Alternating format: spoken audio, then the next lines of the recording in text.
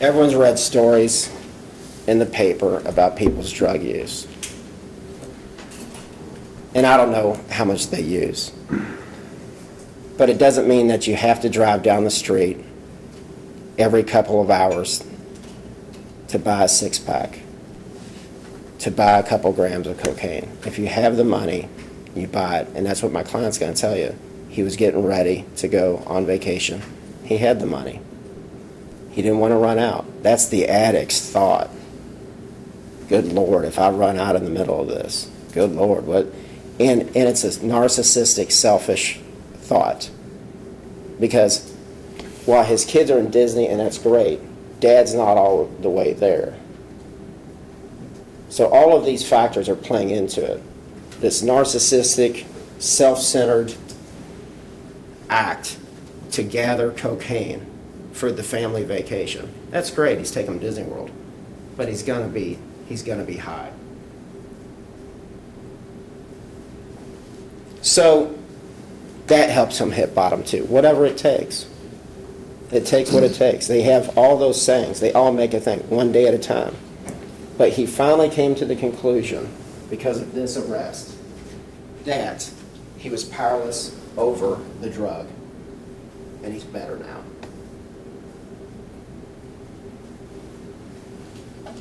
And ladies and gentlemen, at the end of the day, I think what the evidence will show and how that's divided up and how they found it, how they cooperated, how there were no guns.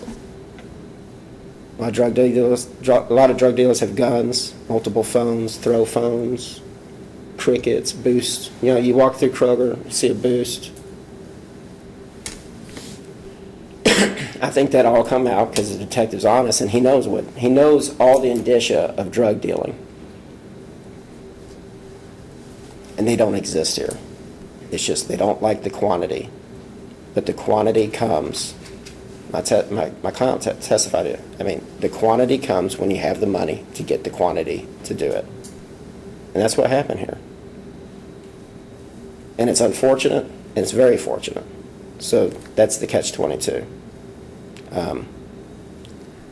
And I appreciate your time. And at the end of the day, when we come back, I think as the evidence comes in, I'm going to ask you to convict him of possession of controlled substance. And that's actually going to help him. It's going to help him.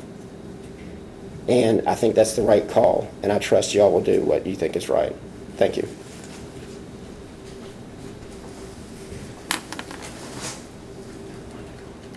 All right. What you heard now, or just heard in the opening statements, is not actual evidence, but now we will actually start presenting evidence, and once again, the Commonwealth goes first at this particular stage. So, Ms. Bronson, I'll ask you to call your first witness, please. Your Honor, the Commonwealth calls Detective Tom Chardon. Very good.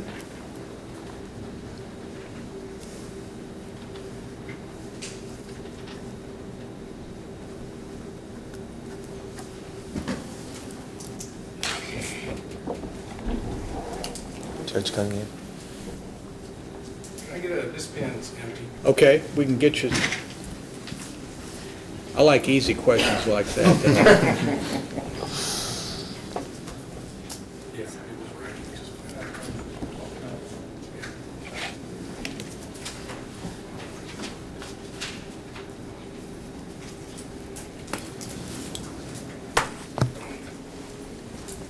Did somebody go out to get Chardon? I thought she did. Breaking them up.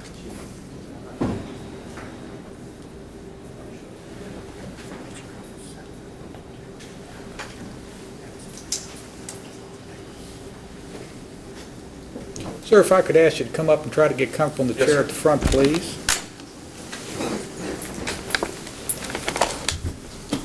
Detective, you'll be asked some questions this morning. When you are, we're going to need you to swear or affirm. You're going to tell us the truth, the whole truth, and nothing but the truth when you answer. Will you do that for us? Sir, so let me go. Very good. Try to get comfortable. If you'll orient yourself to the microphone, please, so it picks up your voice. We'd like to hear what you have to say. Okay, sir. Thank you, sir. Ms. Bronson, when you're ready. Good morning, Detective. How you doing, sir? Good. Could you please state your name for the record? My name is Thomas Chardon. I'm a sergeant at Louisville Metro Police Department. And how long have you worked for the Louisville Metro I'm in my Police Department? 16th year, sir. 16th year. Are you in a specialized unit?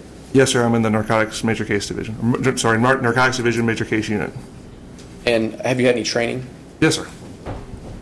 Does that training include narcotics training? Oh, yes, sir. I've not only completed DEA 1, DEA 2, which are the basic narcotics investigations. Prior to being employed with the Louisville Metro Police Department, I was an analyst with the National Guard assigned to the Drug Enforcement Administration from 1994 to 1999. I've attended numerous trainings put on by the department and other agencies, and I actually teach for a group called the International Narcotics Investigators Association. And so is it safe to assume you've been involved with many narcotics investigations? Yes, sir. Could you estimate how many? Multiple hundreds that I've either assisted on. As a detective, I was lead on many cases as well, too, sir. And how long have you been in the narcotics unit for LMPD? In 2010, I became the sergeant of the intelligence unit, which was then merged into the major case unit sometime about early 2011. Okay. Do your investigations usually involve drug users or drug traffickers? Normally, for our units, normally drug traffickers, sir. Okay, and throughout your investigations, have you encountered both drug traffickers and drug users? Yes, sir. Were you employed by LMPD in the narcotics unit on July 16, 2013? Yes, sir. And on that date, were you on duty? Yes, sir. And did you come into contact with the defendant that day? Mr. Prince, yes, sir. Okay. And do you see Mr. Prince in the courtroom? I do, sir. Can you point him out? Yes, sir. The gentleman to the left of, my left of Mr. Heck. And can you tell the jury what happened that day? Kind of go through what happened? Yes, sir. I'm a sergeant of the unit. I received contact from Detective Gary Huffman, who's to your left, my right. He had received information from another officer. We respond on that information to the area of New Cut Road. At some point, Mr. Prince was approached by Detective Huffman and I believe Detective Jimmy Adams. During that contact, cocaine was found. A dog alert was obtained also on the vehicle. I was directed back to the apartment, which is very close to that area. So I'm going to stop right there. Can you go back and can you tell me what a dog alert is? We have trained narcotics canines. They're trained to alert on very specific odors. In this case, it was Canine Marco, who is handled by Detective Derek Payne, and the dog alerted on both the vehicle and, as my recollection, on the person of Mr. Prince. Okay, thank you. So after that, go ahead, continue. I was directed back to the apartment. I had been advised that there was a consent to search obtained for the apartment. The defendant consented to the search? That's my understanding, yes, sir. Okay. I was not present for the consent being signed, but I do know a consent was signed. I go back to the apartment with other detectives, wait in that area until the keys arrive. We utilize the keys with Mr. Prince being present to make entry into the apartment. I am advised that Mr. Prince has cooperated and basically said that there's going to be narcotics in the kitchen area. I do not tell that to Detective Payne because we don't want to taint any potential narcotic search with the dog. He utilizes the dog. Canine Marco alerts on a cabinet. If you're looking at the kitchen sink, it's kind of up to the right of the kitchen sink. The canine alerts there and alerts high, which is, by saying high, it's kind of pointing to the cabinet, the upper cabinet. Inside that, there is a cake box or a batter box that we ended up finding a little bit of cocaine in there, also packaged in a plastic baggie. Below that, and close to the sink, but near the, a dish rack, was a set of digital scales. Okay. I have here what's labeled as the Commonwealth's Exhibits 4 through 20. Yes, sir. Your Honor, may I approach the witness? You may. Thanks, sir. Those photos, if you look through them, do they fairly and accurately represent the scene that day? Yes, sir. Photo number 4 is the cabinet in question.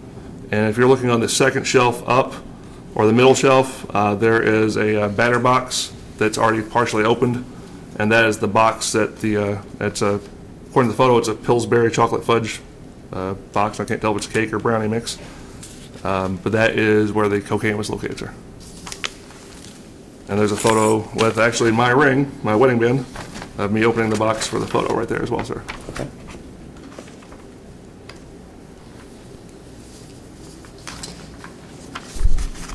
Commonwealth move to publish these photos to the jury. Any objection?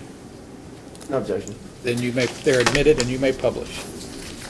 So going through these photos, so this one, this is the cabinet, is that correct? That's correct, sir. And do you see the box? Yes, sir. It's there's the taller, the boxes on this side. That's the Pillsbury box, and it was already partially open, and that's the box where the cocaine was located. And it's the same area that the dog had alerted to as well.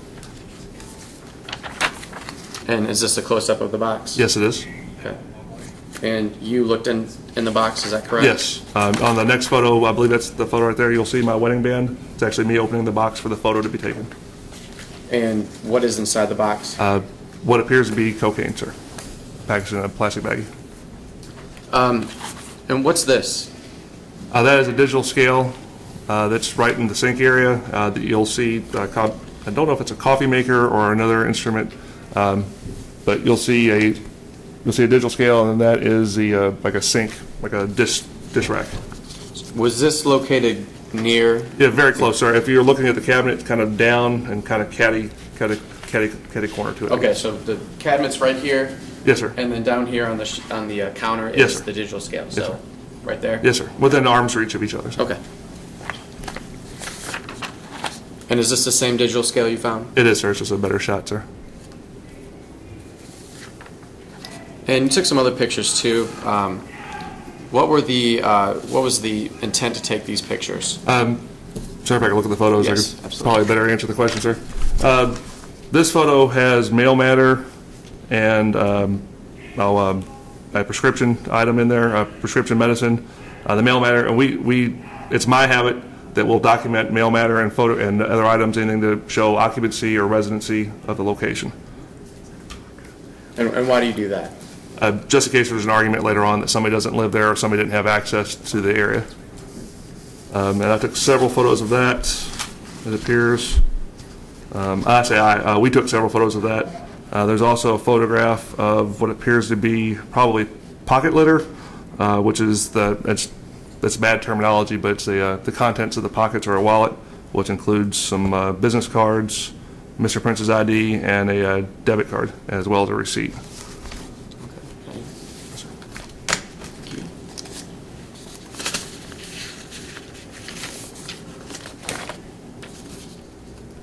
Did the defendant ever say he did not live there? Not in my presence, sir. So this is the picture of the pocket litter, as you Yes, said? sir. It's just the terminology, but it's more just the contents of either a wallet or the pockets.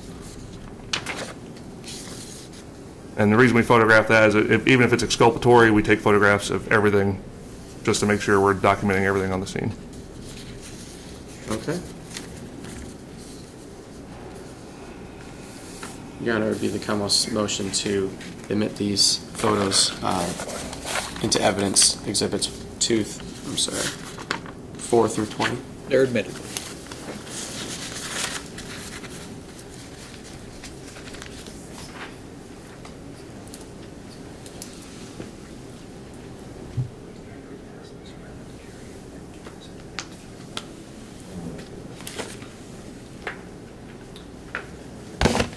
I'm going to pass these photos around for y'all to look at.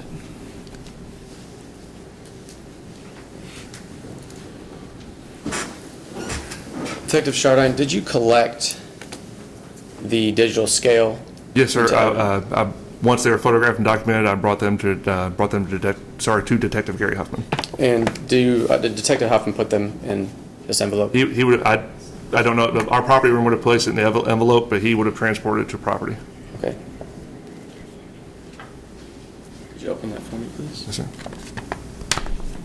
Is there a scissors I could use, please? One of the advantages of being a judge, you can bring a pocket knife and record it. Sorry. Thank you, Your Honor. And the Boy Scout fashion, no less, sir.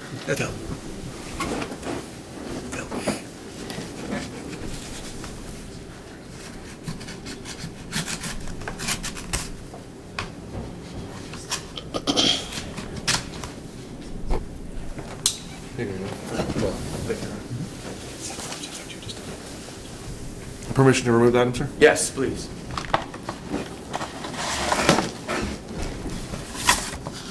Inside are the digital scales, sir? And is that the same digital scale you found that day? Yes, sir. Okay. And then there is also a photocopy of a consent to search, sir. Okay, and is that signed? Yes, sir. It's designed by Detective Prince and appears to be Detective Jimmy Adams and Gary Huffman, sir. You mean Jermaine Prince? Jermaine Prince, I apologize. But Detective Jimmy Adams and Detective Gary Huffman also signed as well, sir. And indicates the address of 8712 Zachary Way, number 8, and a vehicle or a plate. I apologize, I have a hard time reading the copy. It's 995, looks like Nora Edward Robert or Nora Edward Adam. And to the best of your knowledge, is that referring to the defendant's car and the defendant's residence? Yes, sir. Okay. Your Honor, be the Commonwealth's motion to admit these into evidence, published to the jury. What exhibit number are you putting on that one? Collectively 21, Your Honor. All right. Any objection? No. It's admitted and be made public.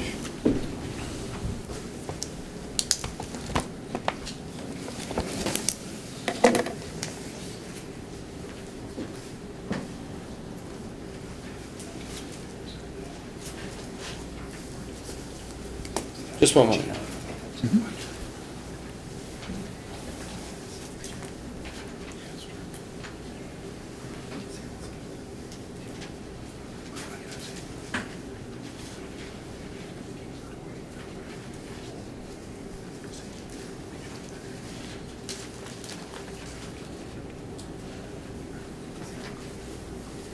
Detective Chardin, when you recovered the cocaine from the residence, what did you do with it? Sir, obviously we had it photographed at all locations. Then we documented. I would have given it to Detective Huffman or to another detective to transport the property. Based on my memory, I don't remember transporting any of the property that day myself, so I believe it had been Detective Huffman who would have transported the property. To the best of your knowledge, you gave it to Detective Yes, Huffman? that's Okay. And did all of these events occur in Jefferson County, Yes, Kentucky? Yes, sir, they did, sir. Okay. I have no further questions. Very good. Cross-examination? Yes, Your Honor. Go ahead. Are you detective? Doing well, counsel. Detective, when you found the scale was clean, Yes, sir. and no cocaine? anywhere on None it? visible to my eyes, sir. Okay. If there was, they wouldn't be handling it, right? That's correct. 'Cause y'all don't clean them. That's correct. Now, drug dealers, it makes sense they would use cell phones to further their business, correct? Yes, sir. Okay. And y'all didn't take his cell phone? I'm not aware of one, sir. Okay. He had one, though. Sir, I don't know, sir. I can't. Okay, so you don't know about that. What about other things?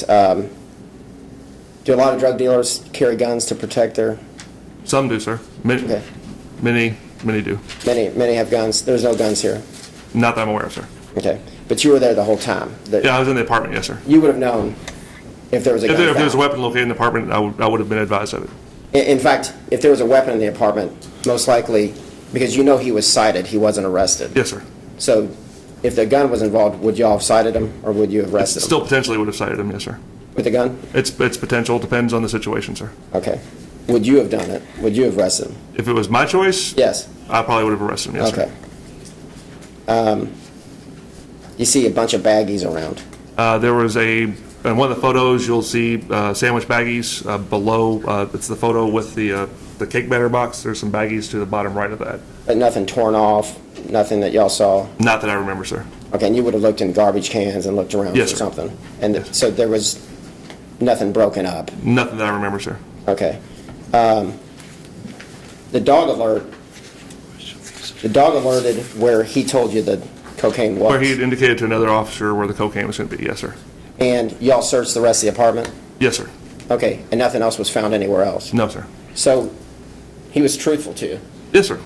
So- And he was So- he was cited arrested as opposed to actually arrested, physically arrested, sir. Okay, so what you understand is that when he was first approached, he was truthful that he had cocaine in his pocket. You weren't there, but... That's my understanding, yes, Of sir. your understanding. And then when you get to the apartment, he says, hey, there's cocaine in the kitchen. Dog does what he does. You go open it up.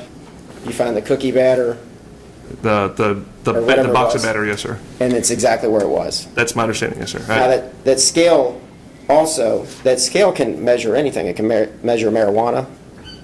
It could, sir. I mean, it can be used for anything. Yes, sir. Okay? And because there was no even residue on it, you can't say it was ever used for cocaine. No, sir. I can't say that, sir. Okay. I have no more questions. Thank you, Judge. May redirect? Yes, Your Honor. Detective Chardon, you've spoken about your extensive experience with both drug users and drug dealers. When you searched the residence, did you see anything that indicated drug use? No, sir. I didn't see any snort straws. I didn't see any rolled dollar bills. I didn't see any razors, which is commonly used to line out. I didn't see any sharp blades or other items commonly associated with use, or nor did I see any snort tubes. Not snort straws, but a little device. I'm showing my age, but there used to be little snort tubes that people would put cocaine in. We didn't see any of those. So those items you just listed, those are commonly used with drug users? Yes, for users. And when you found the scale next to very near the cocaine. Yes, sir. What are scales usually used for? Most dealers will weigh their product as they receive it to make sure they're not being ripped off, and then they'll also weigh it as they break it up to resell it. Okay.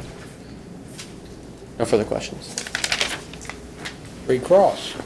Very quickly. Did you know Mr. Prince was on probation at the time? No, sir, I didn't know till later on, sir. Okay, but you found out later on? Yes, sir. Now, have you ever gone to a house with a probation officer? Oh, yes, sir. Home visits, yes, sir.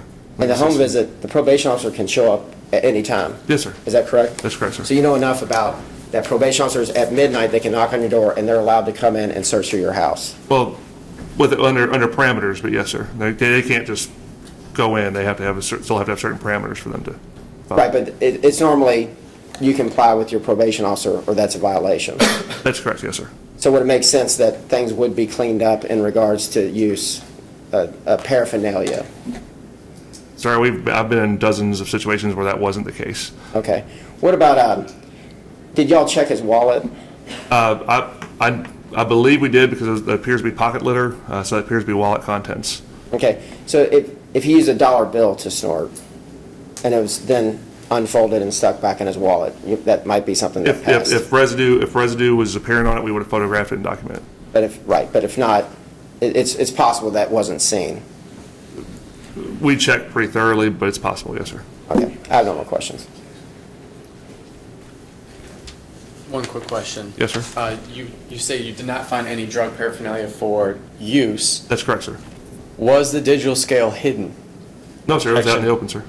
Beyond the scope? Want to